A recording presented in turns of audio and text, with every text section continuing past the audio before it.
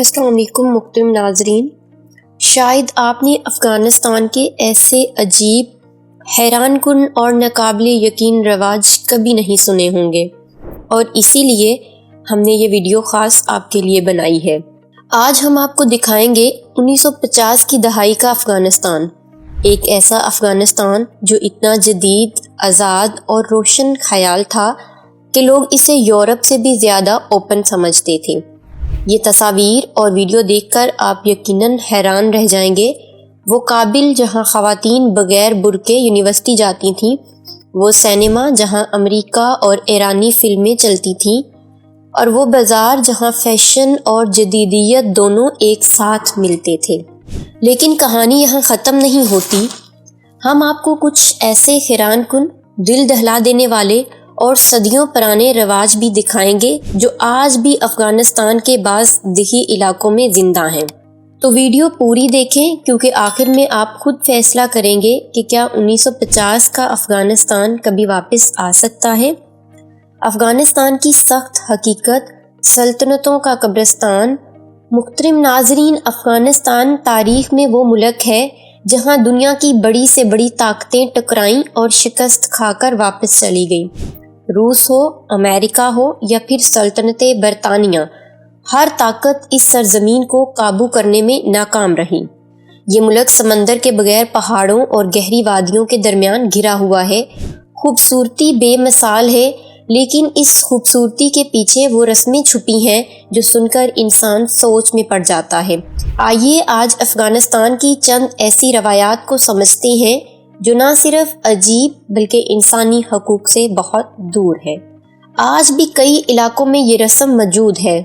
بدل، لڑکی کو سزا کے طور پر دینا۔ آج بھی کئی علاقوں میں یہ رسم موجود ہے کہ اگر کوئی مرد یا خاندان کوئی غلطی کرے تو سزا ایک معصوم لڑکی کو دی جاتی ہے۔ اس لڑکی کو دوسرے خاندان کے حوالے کر دیا جاتا ہے، نہ اس کی مرضی نہ اس کا اختیار۔ لڑکی کو صرف سودے کی چیز سمجھ کر قربان کر دیا جاتا ہے۔ یہ مذہب نہیں، یہ جہالت ہے۔ اسلام میں ایسے سسٹم کی کوئی جگہ نہیں۔ بچیوں اور کم عمر لڑکیوں کی جبری شادی۔ قبائلی علاقوں میں آج بھی نو عمر لڑکیوں کی شادی بڑے عمر کے مردوں سے کر دی جاتی ہے۔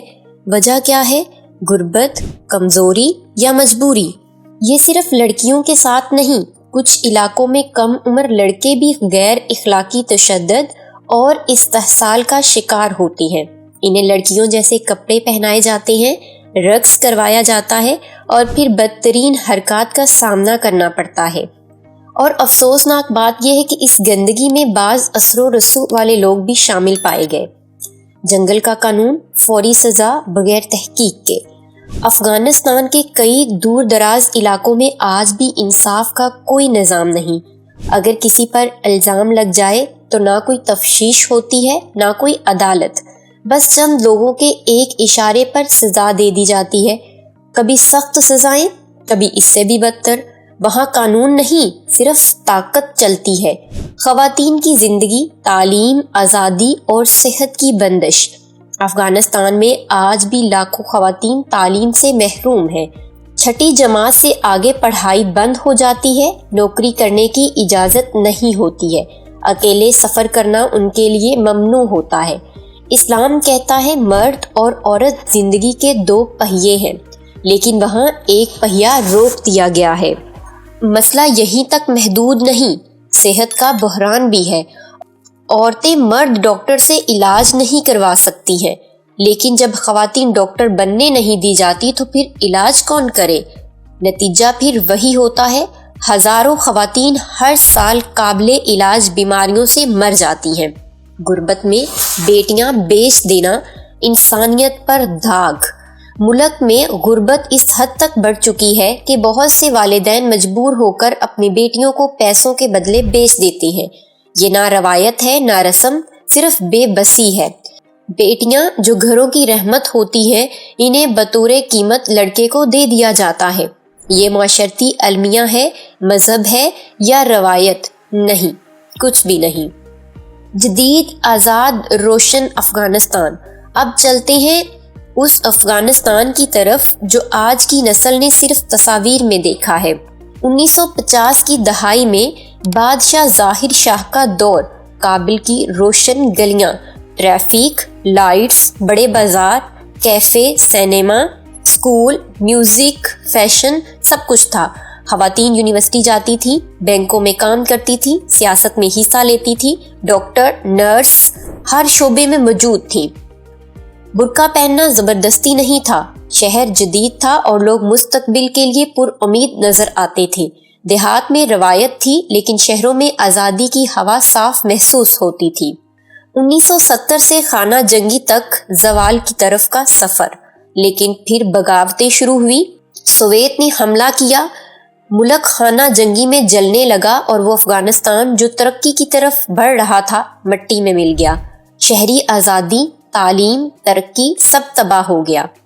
2025 کا افغانستان، طالبان کی سخت پالیسیاں۔ آج افغانستان طالبان کے مکمل کنٹرول میں ہے۔ کوئی آئین نہیں، کوئی پارلیمنٹ نہیں، کوئی انتخاب نہیں، صرف ایک حکم سپریم لیڈر کا۔ خواتین کے لیے یونیورسٹیاں بند ہیں، نوکریاں ممنوع ہیں، سفر، آزادی، تعلیم سب چھین لیا گیا ہے۔ میڈیا پر پابندی، صحافتی پابندی سلاسل ہے۔ ملک کی 80% عوام امداد پر چل رہی ہے، معیشت تباہ حال ہے، اور جو ترقی 1950 میں شروع ہوئی تھی وہ اب خواب لگتی ہے۔